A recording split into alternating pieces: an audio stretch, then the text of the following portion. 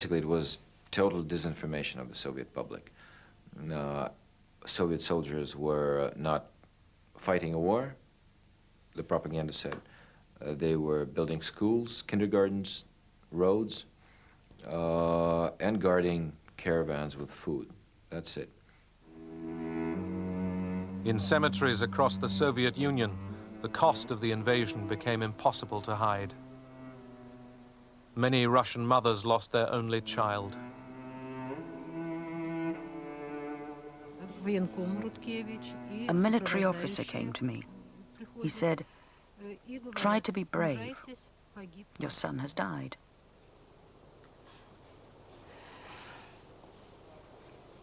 I couldn't believe it. No.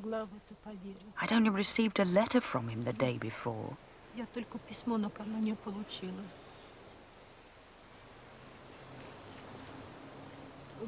I didn't try to open the coffin myself. My brother wanted to, but we were not allowed.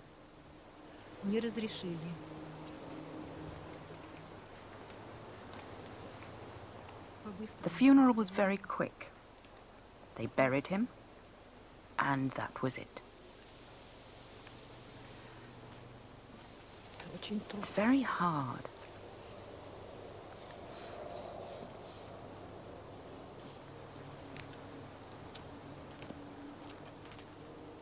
I wasn't allowed to write on his gravestone that he died in Afghanistan.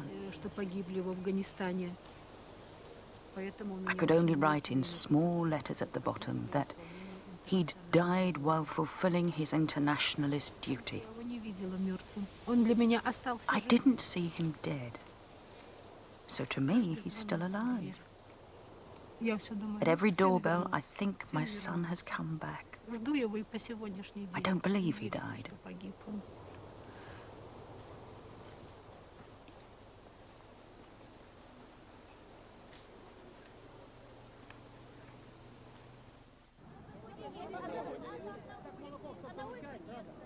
In March 1985, an energetic new leader took power in the Kremlin.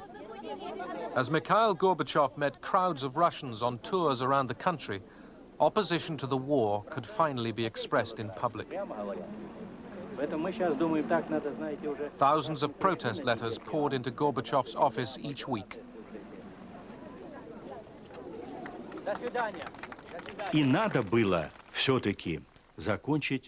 We had to finish this war, but in such a way that the Russian people would understand why tens of thousands had died and tens of thousands had become invalids. We had to explain what it was all for. We couldn't just run away from there in shame. No.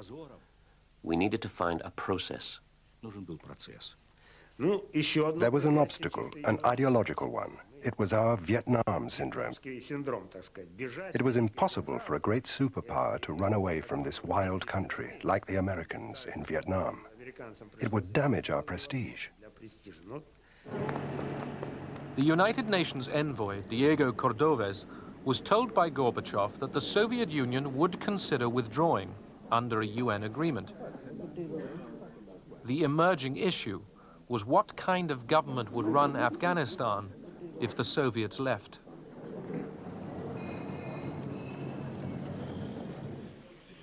Hoping the US and Pakistan would accept a coalition friendly to Moscow, Gorbachev chose a new Afghan leader, Mohammad Najibullah. Gorbachev instructed Najibullah to offer talks with the Mujahideen about forming an Afghan government of national reconciliation.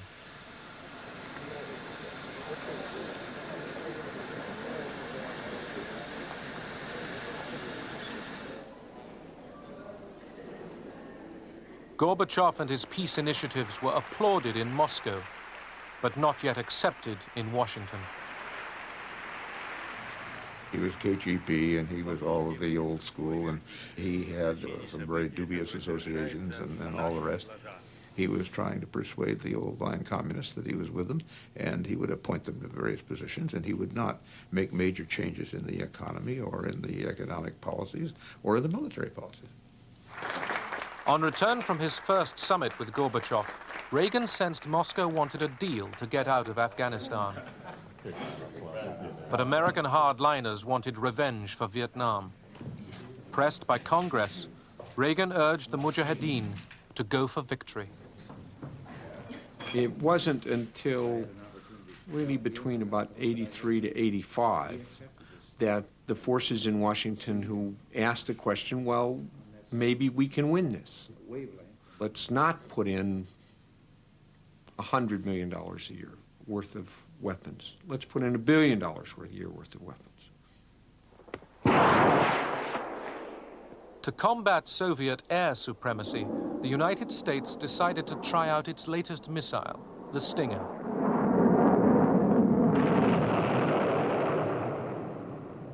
Field trials like this looked impressive as the shoulder-fired missile locked onto its target. By sending state-of-the-art American-made Stingers to the Mujahideen, Washington was making plain that America was directly involved in the Afghan war.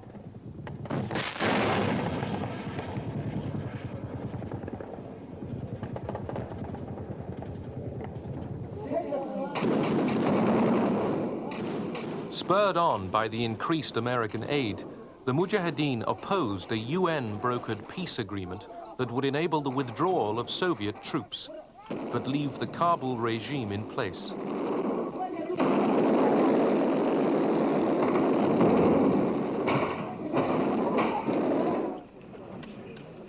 Signed in Geneva, the 1988 peace agreement barred further military aid to either side in Afghanistan.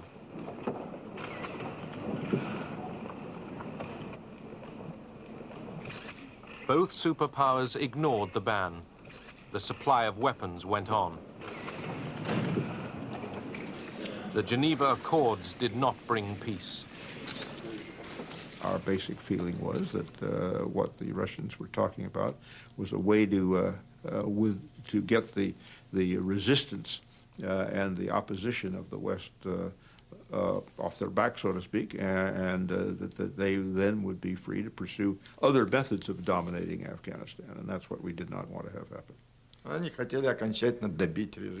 The Americans didn't want a trace of Marxism left. They wanted to install an anti-Soviet puppet regime they could control. The bleeders, or the hawks, finally won. Our reason was very simple. If you carry on giving aid, we'll carry on giving aid. In 1988, under the terms of the Geneva Agreement, Soviet troops started pulling out.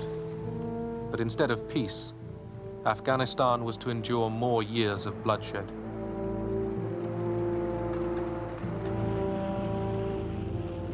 Fighting among rival groups of Islamic fundamentalists continued to destroy the country long after the Cold War was over.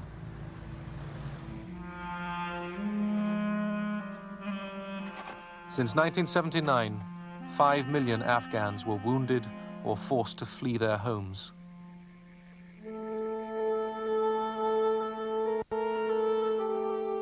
Almost 15,000 Soviet soldiers were killed. 1 million Afghans perished.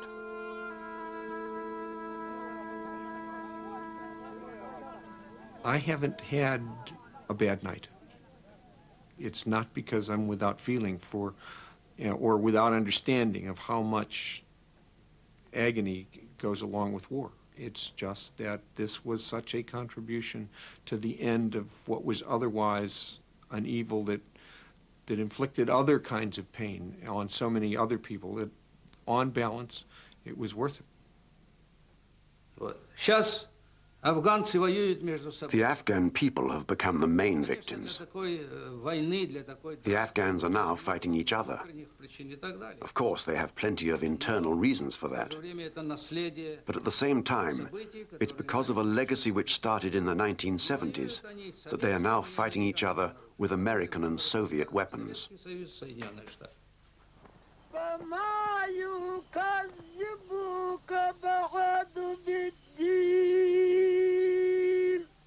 أليس الله